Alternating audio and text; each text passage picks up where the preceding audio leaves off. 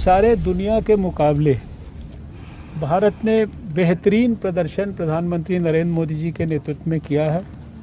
और ये इसलिए हम नहीं कहते कि हम भारत के हैं, लेकिन ये आंकड़े इसको बोलते हैं। विश्व स्वास्थ्य संगठन ने भारत की तारीफ़ की है।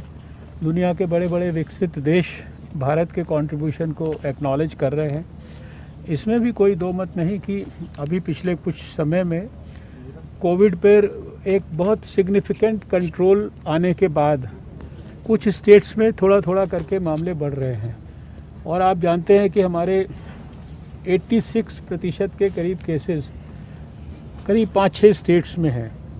और उसके लिए ये आवश्यक है कि लोगों के बीच में जो लगातार 1 वर्ष से मैं भी कह रहा हूँ, प्रधानमंत्री जी भी कह रहे हैं, सभी हमारे देश के स्वास्थ्य मंत्री भी कह रहे हैं, सब लोग कह रहे हैं कि जो कोविड एप्रोप्रिएट बिहेवियर है ये शायद सबसे बड़ा हमारे लिए कोविड बीमारी के खिलाफ कवच है।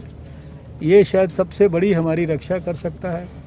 मास्क को ठीक से लगाना और 2 गज की दूरी को बनाकर रखना, अपने हाथों को साबुन से धोते रहना। और साथ में अब जब हमारे वैज्ञानिकों ने देश के लिए और दुनिया के लोगों के लिए वैक्सीन उपलब्ध करा दी है, तो वैक्सीन को लगाने के कार्यक्रम को एक जन आंदोलन के रूप में विकसित करना, इसकी आवश्यकता है।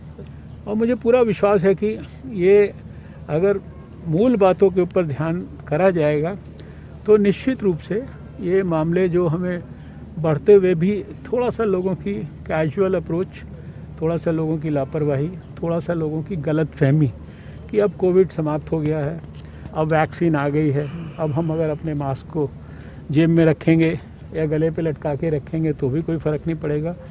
इस गलतफहमी को आपकी मदद से हम दूर करना चाहिए।